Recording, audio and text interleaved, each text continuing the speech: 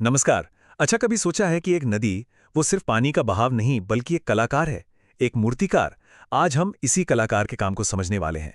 देखेंगे कि ये नदी पृथ्वी की सतह को कैसे तराशती है। हमारा खास फोकस रहेगा नदी के कटाव पर, मतलब इरोजन, और उससे बनने वाली जो शानदार आकृतियां हैं उन पर। बिल्कुल सही बात है।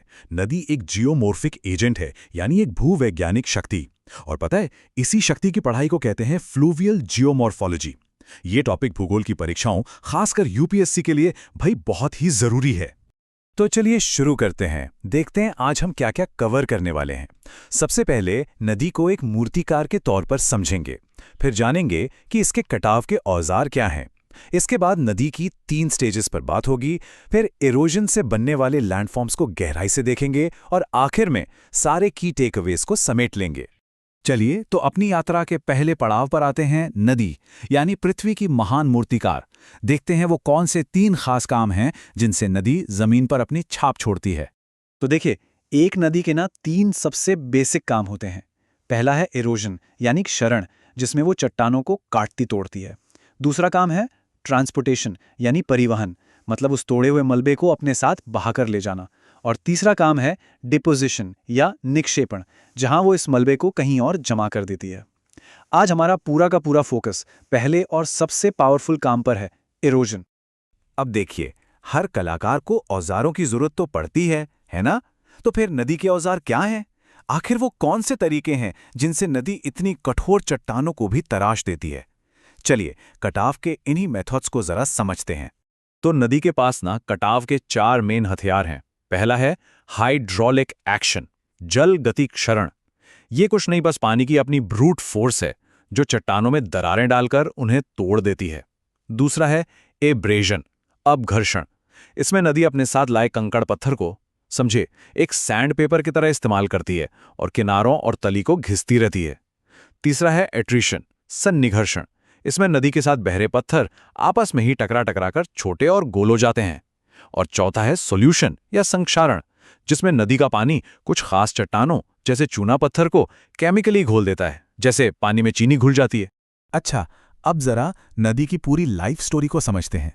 देखिए, अपने सोर्स से लेकर समंदर में मिलने तक एक नदी 3 अलग-अलग स्टेजेस से गुजरती है। और कमाल की बात यह है कि हर स्टेज में उसका काम और उससे बनने वाले लैंडफॉर्म्स बिल्कुल अलग होते हैं। ये जो टेबल है ना, ये नदी की पूरी कहानी को बहुत अच्छे से बताती है। तो ध्यान से देखते हैं। सबसे पहले यूथ स्टेज, जो पहाड़ों में होती है।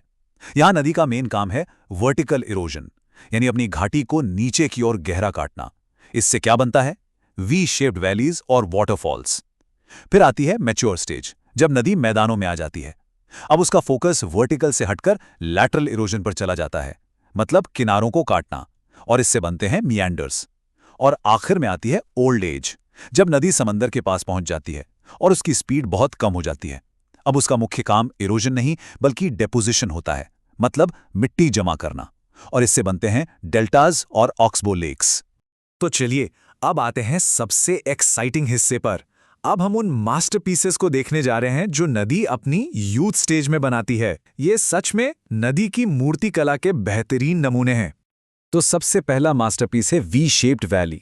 होता क्या है कि जब जवान नदी तेज ढलान पर बहती है तो वो अपनी पूरी ताकत घाटी को नीचे की तरफ काटने में लगा देती है।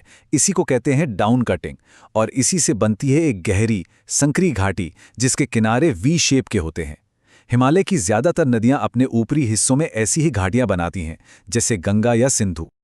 अब सोचिए, जब यही वी शेप्ड वैली बहुत बहुत ज्यादा गहरी और संकरी हो जाए और उसके किनारे एकदम सीधी दीवार जैसे खड़े हों, तब उसे हम कहते हैं गॉर्ज। ये अक्सर कठोर चट्टानों वाले इलाकों में बनता है। भारत में इसका एक बहुत ही शानदार उदाहरण है जबलपुर के पास नर्मदा नदी का भेड़ाघाट गॉर्ज। और फिर गॉर्ज से भी एक कदम आगे है कैनियन। कैनियन क्या है? ये गॉर्ज का ही एक बहुत बड़ा ग्रैंड वर्जन है। इसकी खास बात यह है कि इसके किनारे सीधी दीवार जैसे नहीं बल्कि सीढ़ीदार होते हैं, स्टेप्ड। ये ज्यादातर सूखे इलाकों में मिलते हैं। और दुनिया का सबसे फेमस एग्जाम्पल, वो तो अमेरिका में कोलोराडो नदी का बनाया हुआ ग्रैंड कैनियन है ही। तो इन दोनों में फर्क क्या है, ये समझना बहुत जरूरी है। अक्सर कंफ्यूजन होता है। सीधी सी बात है, गॉर्ज बहुत संकरा होता है, किनारे सीधे होते हैं। इसके उलट कैन्यन बहुत चौड़ा होता है और किनारे सीढ़ीनुमा होते हैं। और स्केल का तो कोई मुकाबला ही नहीं, कैन्यन गॉर्ज से कई ज्यादा विशाल होता है। नदी की अगली शानदार कलाकृति है झरना, यानी वाटरफॉल। हम सब ने देखा है, जब नदी का पानी किसी ऊंची चट्टान से एकदम सीधे नीचे गिरता है तो उसे ही झरना कहते हैं। और ये देखने में जितने खूबसूरत होते हैं ना, इनके बनने के पीछे के जियोलॉजिकल रीजंस उतने ही इंटरेस्टिंग हैं। तो झरना बनता कैसे है? सबसे कॉमन वजह तो यह है कि जब रास्ते में ऊपर कठोर और नीचे मुलायम चट्टान आ जाए। नदी मुलायम चट्टान को तो फटाफट काट देती है और बन जाती है एक खड़ी ढलान। इसके अलावा और भी वजह हैं, जैसे फॉल्ट स्कार्प का होना, मतलब जमीन में दरार पड़ने से एक हिस्सा ऊपर उठ गया हो, या फिर नदी का किसी हैंगिंग वैली में गिरना। ये वो वैली होती है जो मेन वैली से ऊंचाई पर होती है। झरने के साथ दो और चीजें जुड़ी होती हैं जो जानना जरूरी है। पहली चीज है प्लंज पूल, अवनमित कुंड। ये झरने के ठीक नीचे बना एक गहरा गड्ढा होता है जो लगातार पानी गिरने की ताकत से बन जाता है। और दूसरा है हेडवर्ड इरोजन। इसमें झरना मुलायम चट्टान को काटते काटते धीरे धीरे पीछे खिसकता जाता है, मतलब नदी के सोर्स की तरफ। अब जरा दुनिया और भारत के कुछ बड़े झरनों पर नजर डालते हैं। वेनेजुएला का एंजल फॉल्स, दुनिया का सबसे ऊंचा झरना, ऊंचाई है लगभग 979 मीटर। सोचकर देखिए, करीब करीब 1 किलोमीटर की ऊंचाई से पानी गिर रहा है। वहीं भारत की बात करें तो कर्नाटक में शरावती नदी पर जोग फॉल्स और वराही नदी पर कुंचिकल फॉल्स बहुत मशहूर हैं। कुंचिकल फॉल्स को भारत का सबसे ऊंचा झरना माना जाता है। अच्छा, अब बात करते हैं रैपिड्स की, जिन्हें क्षिप्रिका भी कहते हैं। ये क्या होते हैं? जब नदी के रास्ते में हार्ड और सॉफ्ट रॉक की परतें एक के बाद एक आती हैं तो नदी का फ्लो एकदम ऊबड़ खाबड़ हो जाता है। पानी की स्पीड और टर्ब्यूलेंस दोनों बढ़ जाती हैं। नदी के इसी उथल पुथल वाले हिस्से को हम रैपिड्स कहते हैं। तो फिर वाटरफॉल और रैपिड्स में क्या फर्क हुआ? आसान भाषा में समझिए। वाटरफॉल पानी की एक बड़ी और सीधी छलांग है, जबकि रैपिड्स छोटी छोटी उछाल की एक पूरी सीरीज है। वाटरफॉल में पानी नीचे गिरता है, प्लंज करता है। रैपिड्स में पानी बहुत तेजी से आगे की ओर बहता है।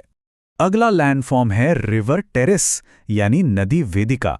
कभी नदी घाटी के किनारों पर सीढ़ियों जैसे स्ट्रक्चर देखे हैं? बस वही है ये बनते कैसे हैं?